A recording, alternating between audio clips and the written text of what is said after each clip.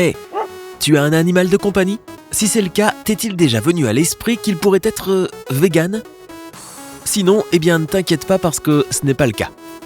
Cependant, certaines personnes s'intéressent de plus en plus à ce que les chats et les chiens suivent un régime uniquement à base de plantes, et c'est un peu alarmant. Je vais t'expliquer pourquoi. Tout d'abord, permets-moi de te dire ce qui est une évidence. Les humains et les animaux ne sont pas pareils. Alors voilà. Pourtant, quand il s'agit de nourriture, nous pouvons tous l'être. Comment dire, sans discernement. Tu as déjà donné à ton animal des restes de ton assiette à un moment donné, pas vrai? Allez, tu l'as fait, admets-le. Et ce n'est pas grave, si ce n'est pas une habitude, bien sûr. Tu vois, les humains sont omnivores, ce qui veut dire qu'on peut manger n'importe quoi, sauf peut-être des pierres. Il y a même du pain fait d'écorce de bois en Scandinavie, par exemple, alors tu imagines? Mais les animaux ne sont pas comme nous, on les divise surtout en herbivores ou mangeurs de plantes et en carnivores ou prédateurs et mangeurs de viande. Et c'est une distinction sérieuse. On ne peut pas nourrir une vache avec de la viande et s'attendre à ce qu'elle soit en bonne santé et vive longtemps. De la même façon, si tu nourris un tigre avec seulement des plantes, ne sois pas surpris si tu en es le prochain repas. La nature est comme ça, tu sais.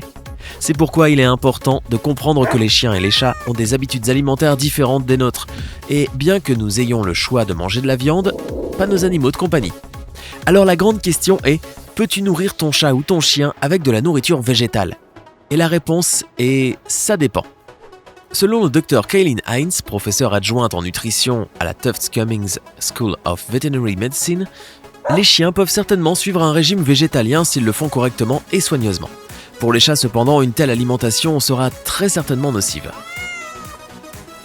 C'est parce que dans la nature, les chiens sont omnivores naturels, tout comme nous, tandis que les chats sont des prédateurs.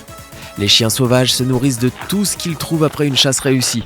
D'abord, ils mangent le contenu de l'estomac de leur proie, qui est habituellement herbivore, et ensuite ils mangent aussi de la viande. Cela signifie que leur estomac supporte aussi bien les plantes que la viande, et qu'ils peuvent très facilement survivre avec des repas véganes si nécessaire. Bonne nouvelle, si tu es vegan et que tu veux que ton chien abandonne aussi la viande, tu peux changer ses habitudes alimentaires. Assure-toi simplement, et je n'insisterai jamais assez sur ce point, que ton ami à quatre pattes reçoive suffisamment d'éléments nutritifs pour rester en santé et heureux. Cela demande beaucoup de travail, mais je suis sûr que ton animal en vaut la peine. Mais les chats, c'est une toute autre histoire. La doctoresse Jennifer Larsen, de l'Université de Californie, dit qu'il y a eu au moins un cas dans sa pratique où des propriétaires ont failli tuer leur chat de compagnie avec un régime à base de plantes. L'animal n'a tout simplement pas reçu assez de taurine, un acide aminé qui est presque exclusivement obtenu de sources animales.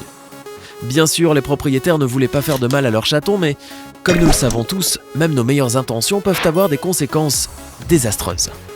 En fait, selon WebMD, la nutrition d'origine végétale peut entraîner de nombreux problèmes graves, notamment des maladies cardiaques, des problèmes de reproduction et de croissance et des troubles oculaires. C'est pourquoi il est crucial de choisir un régime avec soin afin de ne pas rendre malade ton meilleur ami. Tous les animaux sont différents et seul un vétérinaire qualifié peut te dire exactement ce que tu dois donner à ton animal.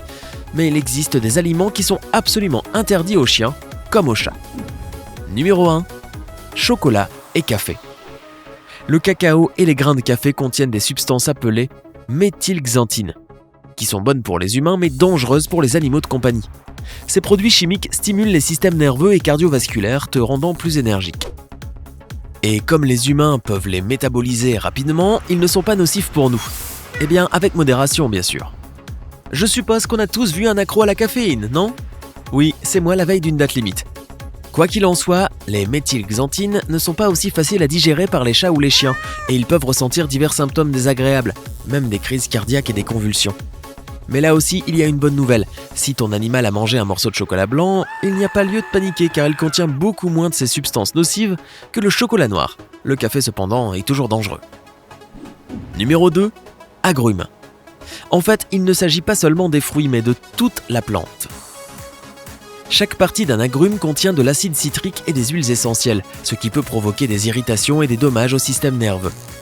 Mais ne t'inquiète pas, si tu vois ton chien manger une mandarine que tu as négligemment oubliée, il n'aura probablement qu'un mal de ventre mineur. Les symptômes seraient plus graves s'il en mange en quantité excessive ou grignote la plante elle-même.